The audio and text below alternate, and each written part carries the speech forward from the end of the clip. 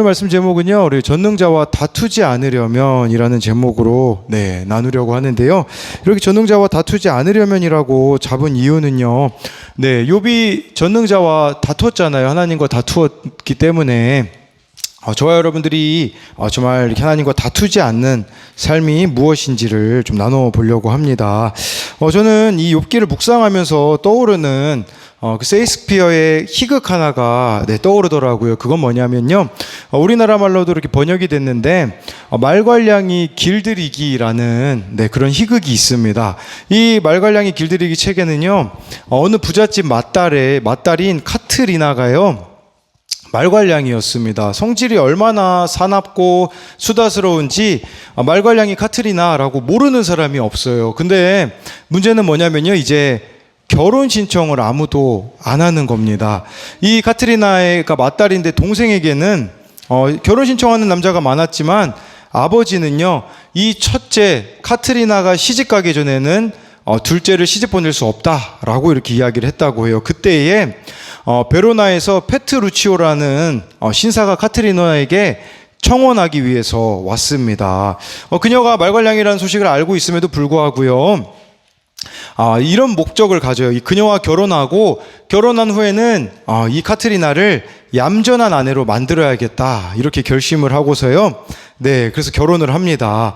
그래서 남달리 분별심을 갖춘 그는 카트리나를 억누르려면 자기도 그녀처럼 행동해야겠다고 생각을 해서요, 카트리나를 만나 말할 때 그녀가 욕하면 그는 상냥하다고 말했어요. 정반대로 말했어요. 또 결혼식에서요, 이 페트루치오는요, 미친 것처럼 행동했다고 합니다. 결혼식 후에도 페트루치오는요, 카트리나가 먹지도 못하게 하고 잠도 못 자게 합니다. 그래서 이 카트리나의 억센 기가 완전히 꺾여지게 되거든요. 이렇게 며칠이 지나자 카트리나의 거만한 기는 완전히 꺾이고 무슨 말이든지 고분고분 따르게 되었다라는 것이에요.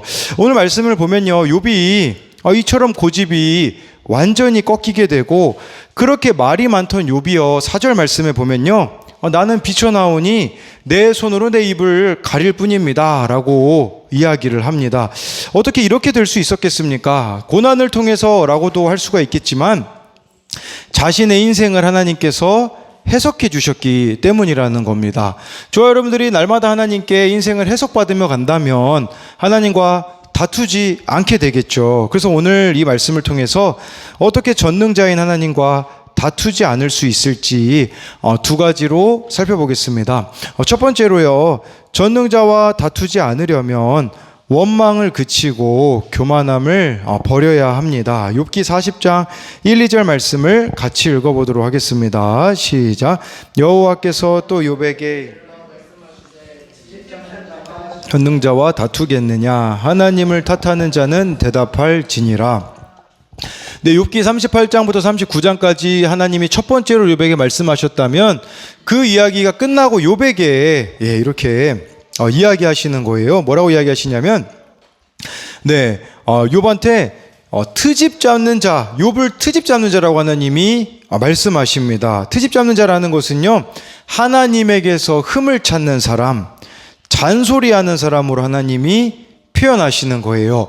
욥이 지금까지 너무나 많은 말을 쏟아놓은 것은 하나님이 잘못하신다고 생각했기 때문이라는 거죠.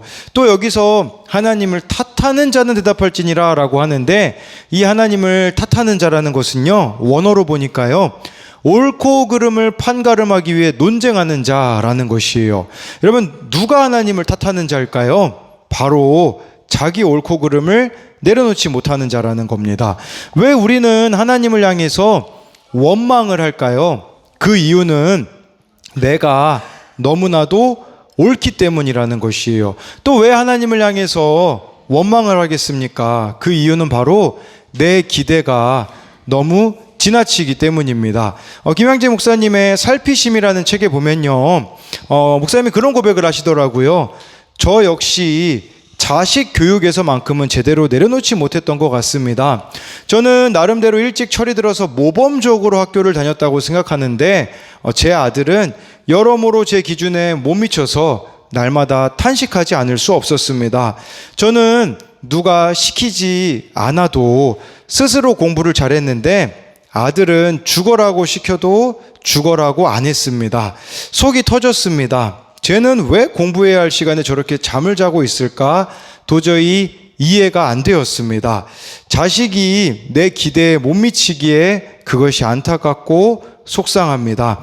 아니, 자식에 대한 내 기대가 지나치기에 도저히 자식을 내려놓지 못합니다. 자식을 예로 들었지만요, 저와 여러분들 가운데 돌아봐야 되는 부분이 있습니다. 그것은 바로 내가 하나님께 대해 가지고 있는 기대감입니다. 우리 생각에는요, 하나님이라면 이렇게 하셔야 하는 거 아니야, 하나님이라면 저렇게 하셔야 하는 게 아니야 라고 생각하는 부분이 무엇인가를 돌아보아야 한다라는 것입니다. 그럴 때에 원망이 그쳐질 수가 있다라는 거죠. 여러분, 하나님께 대해 우리가 기대라는 게 있잖아요. 오늘 그 기도 모임에 보니까요, 처음 본 애가 왔어요. 처음 본 애가 왔는데 왜 왔냐고 이제 물어보니까요, 그렇게 이야기하더라고요. 시험 기간이라서 뭔가 하나님에게라도 좀 잘 보여야 될 것 같은 생각이 들어서 왔다고 하더라고요. 여러분, 우리가 이 기복이라는 게 그거 아니겠습니까? 하나님에게 나의 기대를 투영시키는 겁니다. 근데 그 나의 기대와 맞지 않을 때, 우리는 그때 문제가 발생하게 되는 것이죠. 3절부터 5절을 계속해서 보면요, 욥이 여호와께 대답하여 이르되 보소서, 나는 비쳐나오니 무엇이라 주께 대답하리이까? 손으로 내 입을 가릴 뿐이로소이다. 내가 한번 말하였사온즉 다시는 더 대답하지 아니하겠나이다. 하나님께서요, 욥에게 대답해 보라고 이야기하십니다.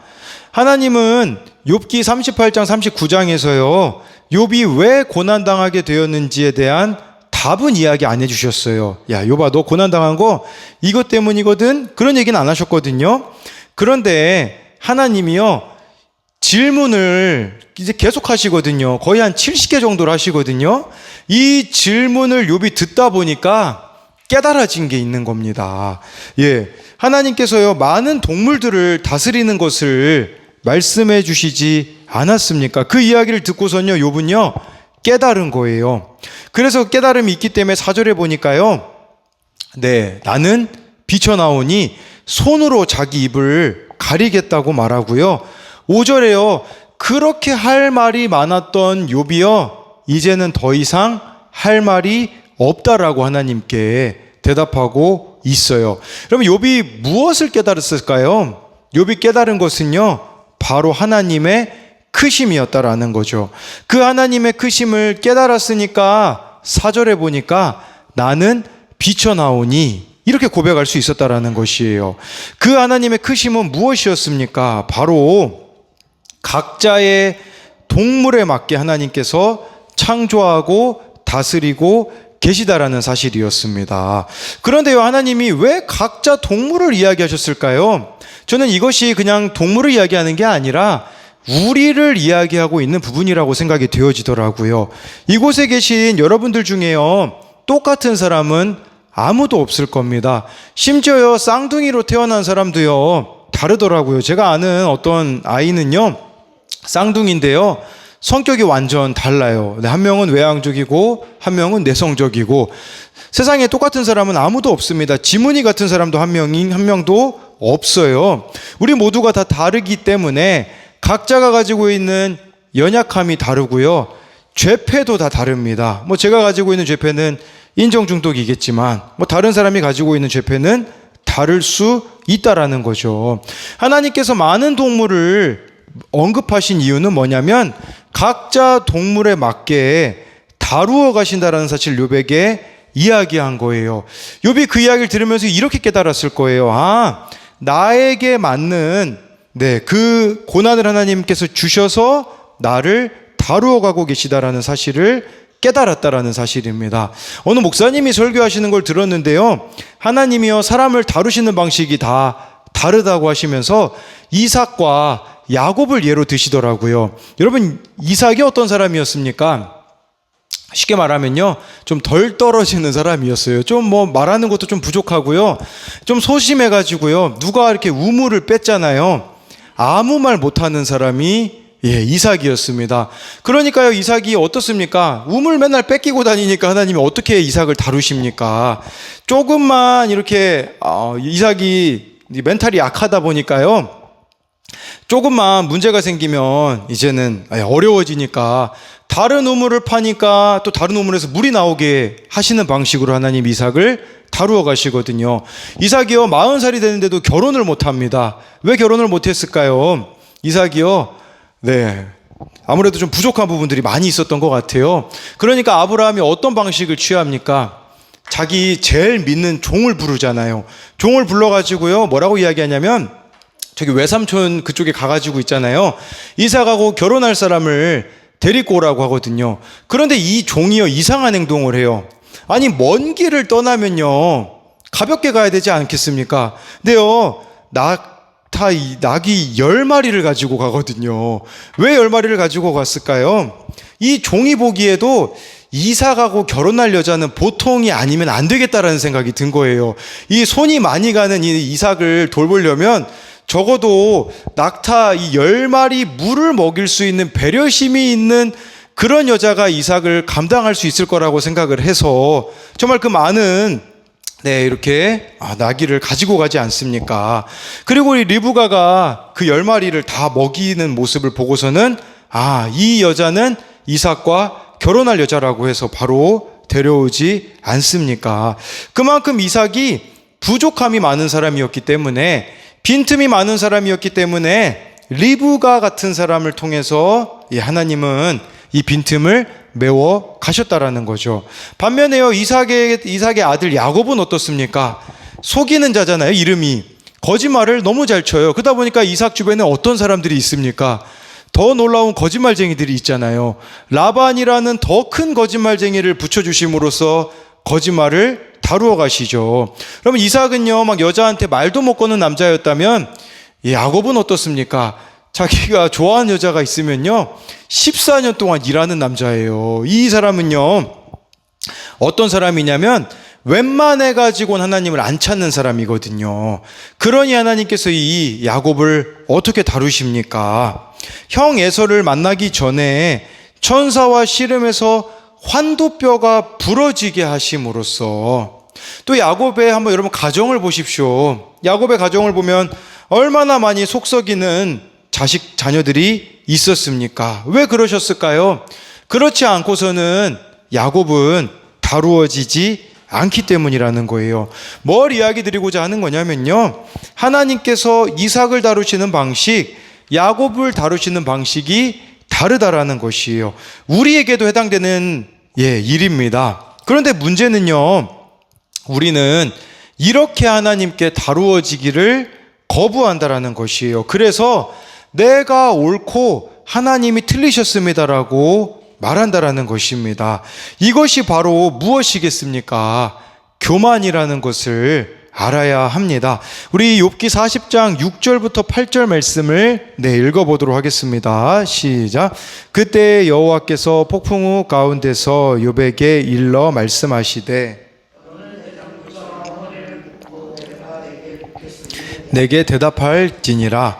내가 내 공의를 부인하려느냐? 내 의를 세우려고 나를 악하다 하겠느냐? 하나님께서요, 욥한테 다시 한번 폭풍우 가운데서 말씀하세요.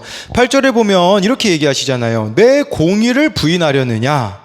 내 의를 세우려고 나를 악하다 하겠느냐? 이 말씀의 의미는요, 이런 거죠. 욥, 너 자신이 옳다고 여긴다면 그러면 나를 악하다고 말하는 것이 된다라고 하나님이 말씀하셨다라는 거죠. 여러분, 이처럼 내가 옳고 하나님이 틀리셨다라고 말하는 사람, 이 사람이 어떤 사람이겠습니까? 바로 교만한 사람이라는 것이에요. 교만한 사람은요, 하나님이 불공평한 분이라고 생각합니다. 또 하나님이요, 실수가 많으신 분이라고 생각을 합니다. 그렇기 때문에요, 교만하게 되어지면요, 어떻게 생각하게 되어지냐?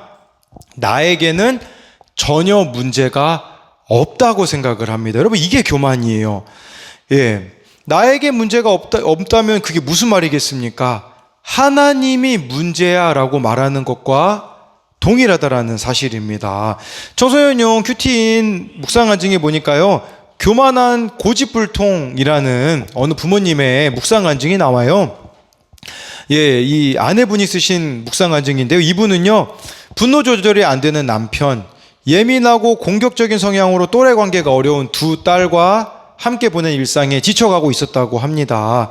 말씀으로 삶을 해석하며 내 죄를 보더라도요, 남편이 물건을 집어던지고 폭언을 쏟아내면 이런 생각을 했다고 해요. 나도 죄인이지만 남편보다는 덜한 죄인이라고 하며 이 8절 말씀처럼 하나님의 공의를 인정하지 않았다고 합니다. 그러다가 중3 첫째 딸이요, 같은 반 남학생들에게 괴롭힘을 당하고 우울과 불안, 공황, 또 스스로 몸에 상처 내는 사건 앞에서 아무것도 할 수 없는 시간을 보내며 말씀에 매달리니 교만했던 자기 모습이 보였다고 해요. 그러면서 이렇게 고백하더라고요. 내가 이 가정을 지키고자 큰 노력을 하고 있다며 하나님께 따졌던 죄, 도대체 언제까지냐고 외치며 주님의 공의를 인정하지 않았던 죄가 깨달아졌고, 공동체에 묻지 않고 내 옳고 그름의 기준대로 선택하고 결정했던 지난날이 떠올랐습니다 라고 말하고 있더라고요. 완벽한 세팅이에요. 어떤 완벽한 세팅이냐? 내 모습을 돌아보기에 완벽한 세팅을 주셨다라는 거죠. 우리도 잘 돌아보시면요, 여러분들이 처한 환경, 겪고 있는 사건들, 문제들을 잘 보셔야 돼요. 그것이 하나님이 나의 교만함을 깨뜨리고자 주신 내 모습을 보라고 주신 것인데, 우리가 외면하고 있는 부분들이 많다라는 거죠. 어른용 큐티 묵상간증에는 고난을 만나야 했던 이유라는 제목으로 나오는 고백이 있어요. 이분은 잘 살고자 치과대학에 진학했고요, 믿는 아내랑 결혼해서 치과 개원했지만 돈의 노예가 되어 음란을 즐기다 불륜과 낙태의 죄를 저지릅니다. 아내에게 상처 주었지만 문제가 그치지 않아요. 이분의 근본적인 문제는 뭐냐면요, 사람과 관계 맺는 것이 서툴어서 직원들과의 소통이 힘들어 치과 운영에 어려움을 겪었다고 합니다. 아내가 그 이후에 난소암 진단을 받고 수술과 항암 치료를 받았어요. 근데 또 욕심으로 자기 의를 세우고자 대출을 받고 치과를 옮겨 개원했거든요. 그런데 인간관계가 안 되는 저의 근본적인 문제 때문에 빚만 진 채 퇴원하게 되었다고 해요.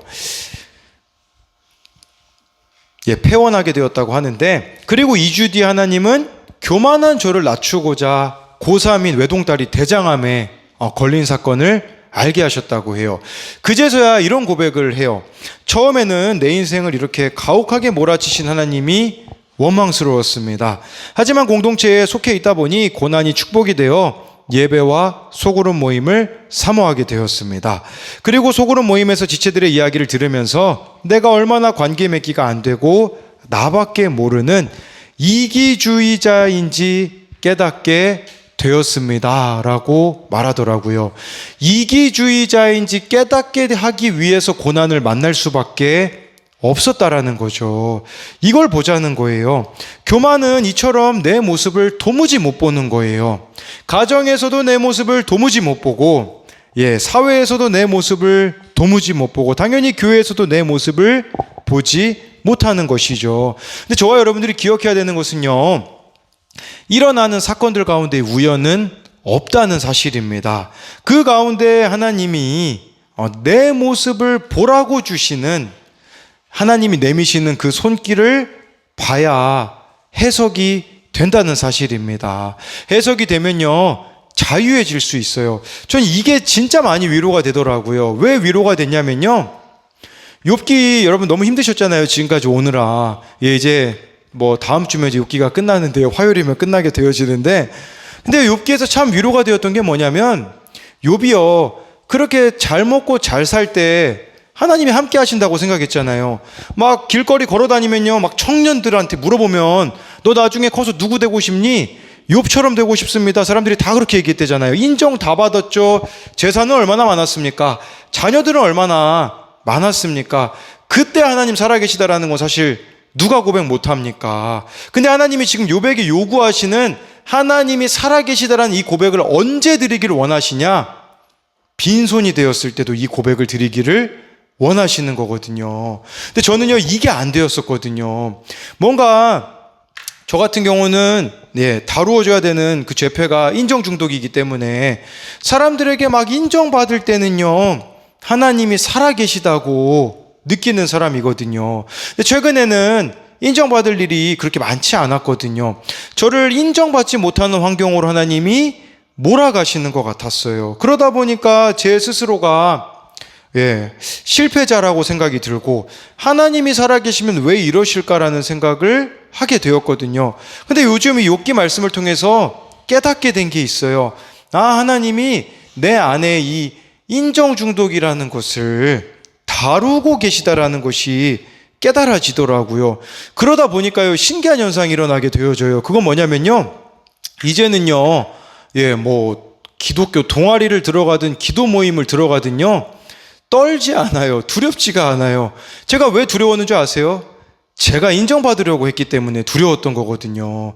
근데 이제는 그 부분이 깨달아지니까, 내 이 인정 중독을 하나님이 다루시고, 그런 부분들을 이 순간에도, 이 환경에도 하나님이 저와 함께 하신다라는 것을 알게 되니까 자유함을 맛보게 되어지더라고요.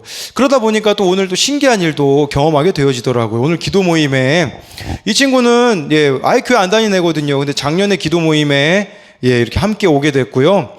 오늘은 자기 친구 또 2명을 데리고 왔더라고요. 아니, 안 믿는 애가 안 믿는 친구 2명을 데리고 오고 총 3명을 안 믿는 친구들을 데리고 오는 그 아이의 모습을 통해서 참 많은 위로가 있었어요. 근데 제가 인정받으려고 했을 때는 그런 것들이 안 보였었거든요. 그런데 저의 인정받음을 내려놓으려고 하자 자유해지고 하나님께서 또 인도하시는 것을 보게 되었다라는 것이에요. 그래서 이것에 대한 적용 질문은요, 나의 죄와 잘못을 보지 못한 채 하나님을 탓하고 있는 것은 무엇입니까?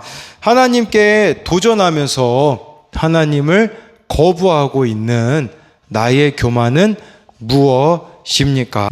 두 번째로요, 전능자와 다투지 않으려면 인내해야 합니다. 우리 15절 말씀 같이 읽어보겠습니다. 시작.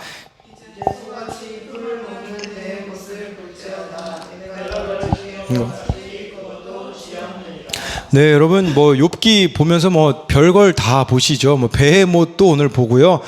아마 내일 본문쯤에는요, 그 주일날 본문이겠죠. 그때는 리워야단도 나옵니다. 라합이라는 그런 짐승도 나오는데요. 이 베헤못 처음 들어보셨을 거예요. 이 베헤못은요, 지상 동물 중에는 가장 강한 동물이라고 해요. 이 베헤못의 모습은 어떤 모습이냐면 하마랑 가장 유사한 동물이라고 하더라고요. 하마는 아니지만 하나님께서는 지상 동물 중에 이렇게 가장 강력한 이 베헤못도 다스리신다라는 것을 말씀해 주고 있어요. 베헤못이 얼마나 강력한지가 19절, 20절에 보면 나오거든요. 우리 같이 읽어보겠습니다. 시작. 그것은 하나님이 만드신 것 중에 으뜸이라. 그것을 지으시니가 자기의 칼을 가져오기를 바라노라. 모든 들짐승들이 뛰노는 산은 그것을 위하여 먹이를 내느니라. 이 베헤못이요, 하나님이 만드신 동물들 중에 가장 강력한 힘을 가진 존재라고 19절에 보면 말씀해 주고 있어요. 베헤못에게는요, 칼을 주셨대요, 하나님이요. 이 칼은 뭘 말하는 거냐면요, 베헤못의 강한 이를 가리키는 거예요. 이요. 베헤못의 이 힘과 능력을 상징하거든요. 베헤못의 힘이 엄청 강력하기 때문에 20절에 보니까요, 모든 들짐승들이요, 이 베헤못한테요, 조공을 바친대요. 조공을. 그러니까 모든 이 짐승들이 두려워하는 존재가 베헤못이라는 거거든요. 20절을요, 한 가지 의미가 더 있어요. 첫 번째 의미는 많은 들짐승들이 조공을 바친다라는 의미가 있다면, 20절에 한 가지 더 의미가 있는데 이건 24절하고 연결시켜서 보시면요, 이런 의미가 있어요. 오직 하나님만이 베헤못을 칼로 제압해 죽일 수 있는 분이다 라고 해석할 수 있어요. 하나님만이 이 베헤못을 다스리실 수 있다라는 의미로 볼 수가 있다라는 거죠. 이 베헤못은 아무도 다스릴 수가 없어요. 인간도 다스릴 수 없습니다. 그런데 하나님만이 다스린다라는 것은 무엇을 말하겠습니까? 이렇게 강한 베헤못도 하나님이 다스리고 계시는데, 욥아, 너는 왜 나의 다스림을 받지 않으려고 하느냐라고 물으시는 것이라고 볼 수가 있겠죠. 그런데요, 하나님이 동물들에서 말씀하실 때 그냥 이야기하지 않으시잖아요. 동물들에게도 배울 게 있다고 말씀하시는 것 중에 하나가, 우리가 엊그제 큐티에 보면 까마귀 새끼 나오잖아요. 까마귀 새끼가 배고파서 울부짖을 때 먹이를 하나님이 주시는 분이라는 것은 무슨 의미가 있겠어요? 우리가 하나님한테 그렇게 부르짖으면 하나님이 들으시고 응답하시겠다라는 거죠. 이 베헤못을 통해서도요, 그냥 이야기하시는 게 아니에요. 배워야 될 점이 있다라는 거죠. 이 베헤못을 통해서 우리는 무엇을 배워야 되겠습니까? 23절, 24절에 보면 그게 나와 있습니다. 우리 같이 읽어보겠습니다. 시작. 강물이 소용돌이 칠지라도 그것이 놀라지 않고 요단강 물이 쏟아져 그 입으로 그것이 눈을 뜨고 있을 때 누가 능히 잡을 수 있겠으며 갈고리로 그것의 코를 꿰 수 있겠느냐. 여기 보니까요, 이 베헤못은요, 강물이 소용돌이 쳐도요 놀라지 않고요, 요단강 물이 입으로 들어가도 태어나다라고 나와 있어요. 그래서 이 23절에 대해서 청소년용 큐티인 본문에서 이렇게 표현하더라고요. 베헤못에게서 느긋함과 의연함을 배워야 된다라고 이야기를 해요. 아주 쉽게 말씀드리면요, 베헤못에게 우리가 배워야 되는 것은요, 인내라고 할 수 있다라는 거예요. 24절은요, 베헤못이 눈 뜨고 있을 때는요, 아무도 잡을 수가 없대요. 저는 이게 그렇게 다가오더라고요. 베헤못에게 23절에서는 인내를 배워야 되고, 24절 말씀에서는 깨어있음을 배워야 된다라는 것이에요. 저와 여러분들이요, 여전한 방식으로 깨어서 인내해야 된다라는 것을 이 베헤못을 통해서 배워야 한다라는 것이에요. 그런데 우리에게는 이 인내가 있느냐라는 것이에요.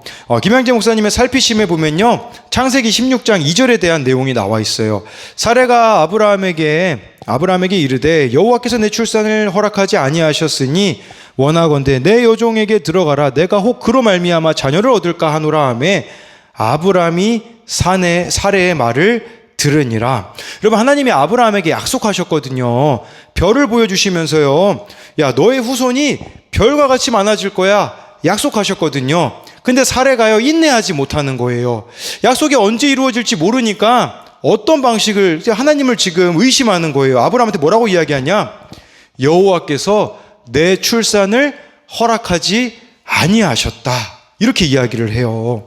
하나님을 원망하면서 우리들끼리 알아서 해결하자라는 거죠. 여러분, 우리가 인내하지 않으면요, 어떻게 하냐? 하가를 취하는 행동을 합니다. 여종을 취하잖아요. 내가 해결할 거야, 이런 방식을 취하는 게 인내하지 못하는 자의 모습이라는 거죠. 우리도 사례와 다를 바가 없어요. 하나님의 약속을 못 믿고 인내하며 때를 기다리지 못하니까 이런 생각을 하죠. 하나님이 계시다면 우리 아이들이 지금 이러고 있겠어? 내가 그렇게 기도하는데 왜 우리 아이들이 이 모양 이 꼴이야? 하나님은 없어. 다들 이러고요, 자기가 해결하려고 나섭니다. 어느 목사님이 설교 중에 그런 얘기를 하시더라고요. 자녀를 망치는 가장 좋은 방법이 뭔지 아십니까? 돈으로 문제를 다 해결해 주는 거라고 하더라고요. 그런 자녀는 망치는 거예요. 여러분, 인내해야 되는 일도요, 내 능력으로 해결해 버리려고 하면요, 문제가 발생한다라는 거예요. 사례는 왜 자녀를 낳으려고 했을까요? 하가를 취해서라도요. 아니, 어떻게 자기 여종을 남편에게 줘서까지 이렇게 하려고 했었을까요? 그 이유는 남편을 위해서가 아니었던 거예요. 내가 세움을 입을까 였다라는 거죠. 그 때문에 남편에게 하가를 취하라는 부정한 짓까지도 허락해요. 여러분, 우리가 자식을 잘 키우려고 애쓰는 것도 다 내가 인정받기 위해서예요. 남들 보고 손가락질하는 것도 다 내가 인정받기를 위해서입니다. 내 자아가 세움받기를 간절히 원하고 결국 내 자아가 죽지 않기 때문에 아직도 인간적인 방법을 선택하는 겁니다. 내가 죽지 않았기 때문이에요. 아직도 이 땅에서 갖고 싶은 게 너무너무 많기 때문이라는 거죠. 여러분, 우리는 여전한 방식인 말씀과 기도와 공동체와 예배를 택하기보다 인내하지 못하고 내 방식대로 손쉽게 문제를 해결하는 것이 너무나도 많다라는 거예요. 제가 새벽에 그 이야기 드렸잖아요. 인내라는 것은 누구누구 밑에 있다라는 뜻이거든요. 우리가 못 견디는 사람 밑에서 인내하다 보면 하나님의 약속이 이루어질 때가 있는데 우리는 인내하지 못한다라는 거죠. 오늘 그 김지은 집사님 큐티 나눔에 이런 내용이 나오더라고요. 저는 이런 게 있는 줄 몰랐거든요. 사우디아라비아에서는요, 왕이 타는 말을 특별한 방법으로 훈련시킨대요. 이 왕이 타는 말이니까요, 마지막 훈련에는요, 어떤 상황에서도 조련사가요, 호각을 불잖아요. 그러면 그 자리에서 이 말은 멈춰야 된대요. 여기 합격하는 말이 이제 그 왕이 타는 말이 되는 거죠. 이 훈련하는 말들은요, 사흘간 사막으로 보내지는데요, 그 기간 동안요, 말한테 물을 주지 않는데요. 말이 이 사막에서 기진맥진할 때까지 메어두고서는요, 사흘째 되던 날 오아시스 근처로 데려가요. 그러면 말들이 어떻겠습니까? 물냄새를 맡고 무서운 속도로 돌진하겠죠. 그때 조련사가 호각을 분대요. 대부분 고통을 해소하기 위해 그럼에도 불구하고 달리지만 그 중에는요, 제자리에 즉시 멈춰서는 말들이 있대요. 그리고 그 선별된 말들은 왕을 모시는 보마가 된다고 합니다. 저와 여러분들이 깨어있다는 게 뭘까요? 하나님이 호각을 부르실 때요, 즉시 멈춰서는 거예요. 눈앞에 물이 있어도 그것을 고통스러울 정도로 원해도요, 딱 멈춰서서 물이 아니라 주님을 바라보는 것이라고 할 수가 있어요. 미친 듯한 갈증 앞에서도 내 주인 앞에 훈련받은 한 사람이 되는 것이죠. 그러면서 이 김지은 집사의 그 기도하기에 이렇게 적었더라고요. 사랑하는 주님, 감사합니다. 언젠가 저를 모르는 이들 앞에서 간증을 하게 된다면 아마도 내가 좋아하는 것을 포기할 때 같은 제목으로 하게 되지 않을까 하는 생각을 합니다. 주님께서 제 인생에 들어오신 이후 호각 소리에 멈춰서는 연습을 여러 가지로 시키고 계십니다. 내 원함과 내 안목이 아니라 주님이 원하는 방향으로 가고서는 연습을 시키고 계십니다. 구경거리가 아니라 본보기가 되는 삶으로 나아갈 수 있도록 함께하여 주시옵소서. 여러분, 언제 여러분들이 진짜 원하는 일이 이루어지신 줄 아십니까? 여러분들 마음으로부터 여러분들이 진짜 원하는 것을 포기하는 순간 이루어질 거예요. 이걸 아셔야 돼요. 어느 전도사님이 그 이성교제 강의를 하는 걸 들었거든요.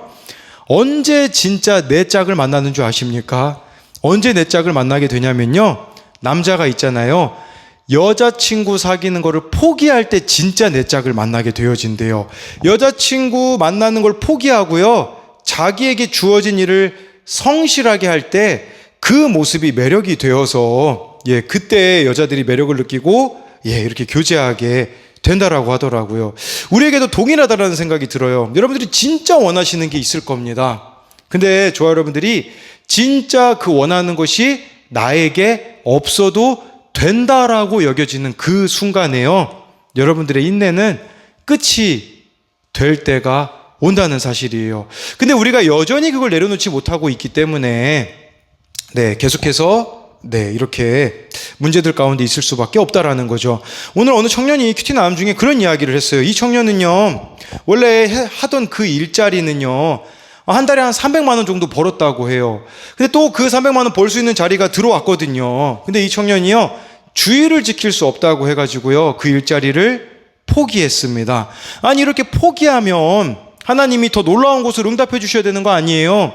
근데 이 청년의 현실은 어떤지 아십니까? 아르바이트 자리를 구하는데요, 이상하게도 아무 곳에서도 연락이 오지 않는 거예요.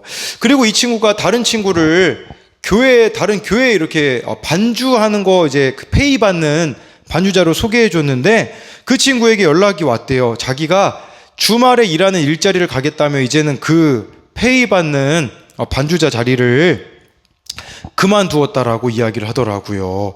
그 교회에서 페이를 정말 많이 주었는데도 이 친구의 친구는 평일과 주말 함께 일할 일자리가 생기니 바로 교회를 포기해 버렸다라는 거예요. 그러다 보니까 자기가 다른 사람이 보기에는 미련해 보일 수 있다라는 거죠. 지금 일자리 한 곳이 이제 연락이 왔는데요. 한 달에 15만 원도 못 번다고 합니다. 한때 일할 때는 300만 원도 넘게 벌었는데 지금은 한 달에 15만 원 받는 입장으로 바뀌었다라는 생각에 마음이 무거웠다라고 해요. 그러면 다시 원래대로 돌아가고 싶지 않겠습니까? 그래도 이 청년의 귀한 점은 뭐냐면 그 길로 가지 않는다라는 것이에요. 그러면서도요, 이렇게 마지막에 고백하더라고요. 이 적은 돈일지라도 이곳을 나가야 하는 선택의 기로에서 지혜를 주세요라고 이렇게 고백하고 있어요. 정말 이렇게 인내함으로 나아가고 있는 모습이라고 할 수 있지 않겠습니까? 그래서 이것에 대한 적용 질문은요, 내가 포기해야 하는 나의 야망, 내가 여전히 좋아하는 것은 무엇입니까? 내가 지금 여전한 방식으로 깨어서 인내해야 하는 일은 무엇입니까? 한일교회 박현성 목사님이 하신 설교의 한 부분만 이야기 드리고 마치려고 합니다. 이 목사님 교회에요, 다니시는 분 남동생이 이제 오게 됐어요. 그 남동생분이 아내와 아이를 데리고서는 지난 주일에 예배를 드리러 왔대요. 그런데 정말 완벽해 보이는 그 가정에 힘든 일이 생겼어요. 그건 뭐냐면 아내 되시는 분의 뇌에 종양이 생긴 거예요. 이거를 수술하려면요, 죽을 수도 있는 그런 위험한 수술인 거예요. 당연히 기도받으러 온 거죠, 교회에. 그런데 목사님이 그날 여호수아 말씀을 설교하시면서요, 땅 분배받은 것에 대해서 이야기하시면서 이렇게 이야기하셨어요. 우리가 이 땅에서 기업받는 것보다 더 중요한 것은 천국에서 기업받는 겁니다. 천국을 물려주는 것이 가장 중요합니다. 그렇게 설교를 하셨거든요. 근데 그 설교를 들으신 이 아내 되시는 분이요, 그렇게 목사님에게 이야기했대요. 펑펑 울면서요, 목사님한테 이렇게 이야기했다고 합니다. 목사님, 저 수술 잘 받기를 위해서, 병 낫기를 위해서 기도하지 않으셔도 돼요. 그러면서 뭐라고 이야기하시냐면, 제 남편이 아직 믿음이 없거든요. 제 남편이 천국을 유업으로 받을 수 있도록 기도해 주십시오라고 이야기를 했다고 하더라고요. 그러니까요, 이 목사님이 그렇게 이야기하시더라고요.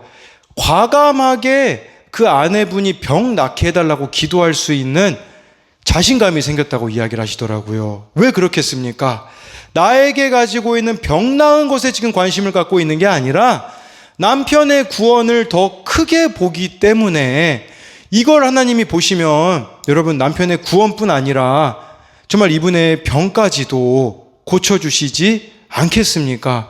근데 우리의 문제는 뭡니까? 나의 문제만 보는 거예요. 그러다 보니까 하나님하고 너무나도 무관한 것들을 얼마나 우리가 많이 구하고 있습니까? 저와 여러분들이 정말 영적인 것들, 구원을 구하셨으면 좋겠어요. 다른 것으로 애통하는 것이 아니라 정말 구원이 목적이 된 삶으로 저와 여러분들이 나아갈 때에 정말 저와 여러분들을 통해서 하나님이 원하시는 그 일들이 이루어지기를 소망합니다.